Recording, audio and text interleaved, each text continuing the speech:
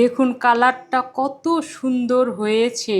দেখে কি কেউ বলবে এটা বাসায় তৈরি করা ব্রেকফাস্ট বা স্ন্যাক্স? দেখে মনে হচ্ছে এটা কোনো বড় কোনো রেস্টুরেন্টের তৈরি। উপরে কিন্তু একদম ক্রিস্পি, ভিতরে একদম মোলায়েম।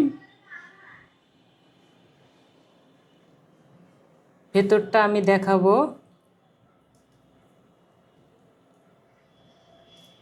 দেখুন তো ভেতরটা কত রঙিন হয়েছে। ছোটরা তো দেখে একদম ঘাপুস ঘুপুস খাবে, বড়রা তো কথাই নেই।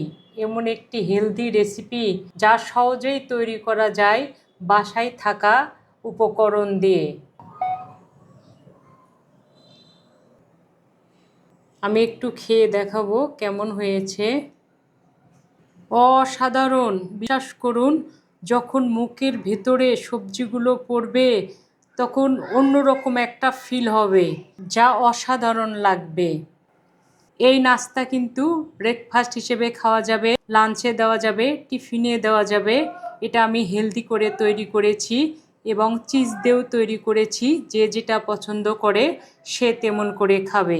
সকালের বেঁচে যাওয়া পেঁপে ভাজি ফেলে না দিয়ে মাত্র 10 মিনিটে তৈরি করেছি এমন একটি হেলদি ব্রেকফাস্ট বা টিফিন যা বাচ্চা থেকে বড় সবাই আনন্দ করে খাবে।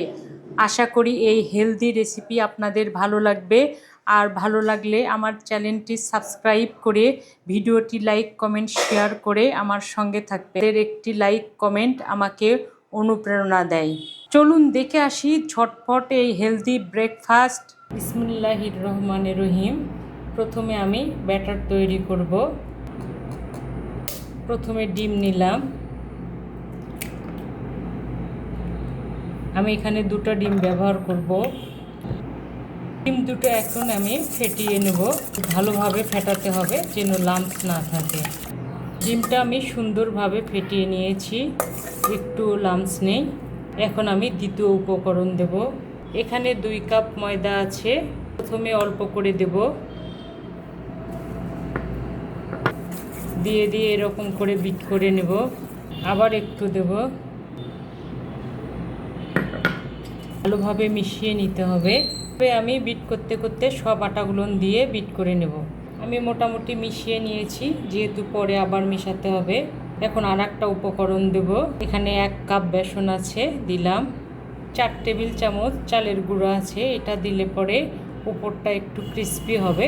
আস্তে আস্তে আমি বাকি উপকরণগুলো দিয়ে দেব। 1 চামচ জিরার গুঁড়া, সুন্দর একটা ফ্লেভার দেবে, স্বাদও হবে। লবণ স্বাদ অনুযায়ী আমি 1.5 চামচের মতো দিলাম। কালারের জন্য 1 পিঞ্চ হলুদ, ঝালের জন্য 1/2 চামচ গোলমরিচের গুঁড়া, একটু লাল মরিচের গুঁড়া, ব্যাটারটা যেন ব্যালেন্স হয় সেজন্য। এখন ব্যাটার তৈরি করার জন্য পরিমাণ মতো পানি দেব। এখন হাত দিয়ে আমি সব কিছু মিশিয়ে মথে মথে নিয়ে একটা সুন্দর মসৃণ ব্যাটার তৈরি করব। পানি কিন্তু একবারে বেশি দেওয়া যাবে না, আস্তে আস্তে দিতে হবে। আমি আর একটু পানি দিলাম। আবার হাত দিয়ে ভালোভাবে মথে নেব। ব্যাটারটা আমি 5-6 মিনিট হাত দিয়ে মথে নিয়েছি। এখনো মসৃণ হয়নি, আরও মসৃণ হবে। এখন সব উপকরণগুলো অ্যাক্টিভ হওয়ার জন্য 15 থেকে 20 মিনিটের জন্য রেস্টে রাখলাম। এর ফাঁকে আমি পুরটা তৈরি করে নেব। ব্যাটার মোটামুটি রেডি হয়ে গেছে। এখন আমি পুর তৈরি করব। যেহেতু ছোটরা খাবে, হেলদি বানাচ্ছি, ওই জন্য আমি ঘি দিলাম। আপনারা চাইলে সাদা তেলও দিতে পারেন। এখানে আমি 2টো ডিম ফেটিয়ে রেখেছি, সেটা দিয়ে দেব। একটু সেট হলে নাড়াচাড়া করব, তাহলে ডিমের যে ঝুড়িটা একটু বড় বড় হবে। একটু ছড়িয়ে দেব।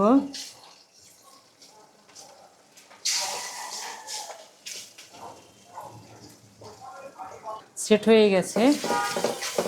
এখন নাড়াচাড়া করে একটু ঝুরি ঝুরি করে নেব। ডিম ঝুরি ঝুরি হয়ে গেছে, এখন উঠিয়ে নেব।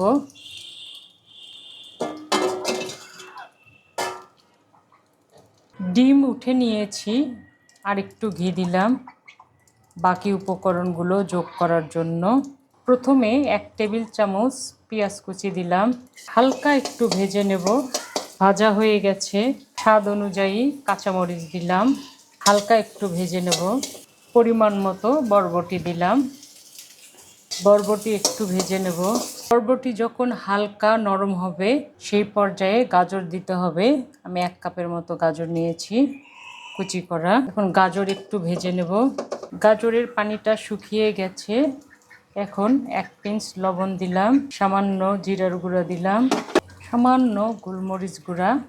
সব কিছু ভালোভাবে মিশিয়ে আবারও একটু নাড়াচাড়া করে নেব। আরও উপকরণ কিন্তু বাকি আছে, সেগুলো পরে দেব। সব কিছু ভাজা হয়ে গেছে। এখন আমি ডিমের ঝুড়িটা দেব। ডিম যোগ করলে শুধু স্বাদই বাড়বে না, প্রোটিনও যোগ হবে, যেহেতু ছোটরা খাবে আর এটা বড়রাও খাওয়া যাবে। সামান্য একটু স্বাদ ম্যাজিক দিলাম, যেন ঝাল মিষ্টি একটু কম্বিনেশন করব। আরও উপকরণ কিন্তু বাকি আছে। সব কিছু ভালোভাবে মিশিয়ে নেব। সব কিছু ভালোভাবে মিশিয়ে ভেজে নিয়েছি। হাতের কাছে একটা ক্যাপসিকাম ছিল, সেটা দিয়ে দিলাম। এটা অপশনাল, তবে দিলে পরে অনেক স্বাদ হবে, না দিলেও স্বাদ হবে। এখন আর একটু ভেজে নেব, বেশি ভাজা যাবে না, তাহলে নরম হয়ে যাবে। এটা আমি সুন্দরভাবে ভেজে নিয়েছি। আপনারা চাইলে লাস্টে একটু ধনেপাতা দিতে পারেন বা আরও কোনো রঙিন সবজি যোগ করতে পারেন। সব কিছু ভাজা হয়ে গেছে। এখন দিয়ে দেব সেই বেঁচে রাখা পেঁপে ভাজি। এটা কিন্তু অনেক উপাদেয়। আমি কিন্তু শুধু পেঁপে ভাজি দিয়েই করি এই নাস্তাটা। আজকে অনেক প্রকার সবজি দিলাম যেন বেশি হেলদি হয়, সেজন্য। তো এখানে আমি পরিমাণ মতো পেঁপে ভাজি দিয়ে দেব। জাল কিন্তু একদম লোতে আছে। পেঁপে ভাজিটা কিন্তু আগে থেকেই ভাজা আছে। পেঁপে ভাজিটা কিন্তু মিষ্টি মিষ্টি করে আমি ভেজেছি। আবার ভাবেন না যে আমি চিনি দিয়েছি, ঝাল কম দিয়েছি। আমি এটা রুটি পরোটা দিয়ে খেয়ে থাকি। আমার ফ্যামিলি এইভাবে পেঁপে ভাজি অনেক পছন্দ করে। সব কিছু ভালোভাবে মিশিয়ে নিলেই তৈরি হয়ে যাবে আমাদের পুরটা। হয়ে গেছে। এখন ঢেলে আমি ঠান্ডা করতে দেব। দিয়ে ওদিকে আমি ব্যাটারের ওখানে চলে যাব। ব্যাটারের কাছে আর একটু মিশিয়ে নিতে হবে। এখানে সামান্য একটু স্বাদ ম্যাজিক দিচ্ছি।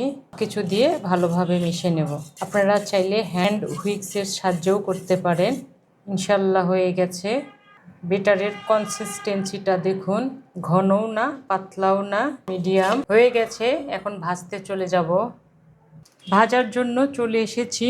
তাওয়াটা আগে থেকে মিডিয়াম জালে গরম দিয়েছি। একটু ঘি ব্রাশ করে দেব।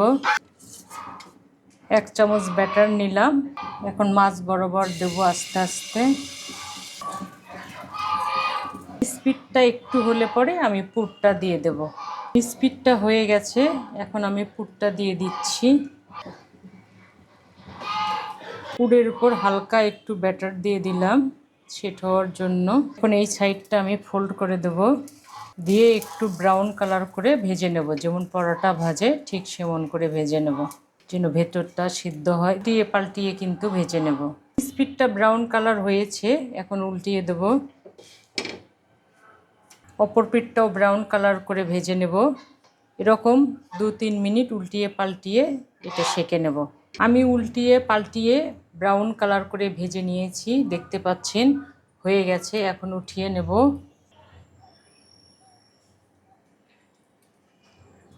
এভাবে আমি সবগুলো ভেজে নেব। প্রিয় বন্ধুরা, দেখতে পেলেন কত সহজে সকালের বেঁচে যাওয়া পেঁপে ভাজি দিয়ে আমি ব্রেকফাস্ট তৈরি করলাম। এটা কিন্তু ছোটদের অনেক প্রিয়, আর আমি হেলদিভাবে তৈরি করেছি। আপনারা চাইলে এভাবে তৈরি করে ছোট বড় সবাই ব্রেকফাস্টে স্ন্যাক্স হিসেবে টিফিনে খেতে পারেন। আর এটা ঝটপট তৈরি করা যায়। আজ এ পর্যন্ত, আবার দেখা হবে নতুন কোনো রেসিপি নিয়ে। ভালো খান, সুস্থ থাকুন, আমার ফ্যামিলির জন্য দোয়া করবেন। আল্লাহ হাফেজ।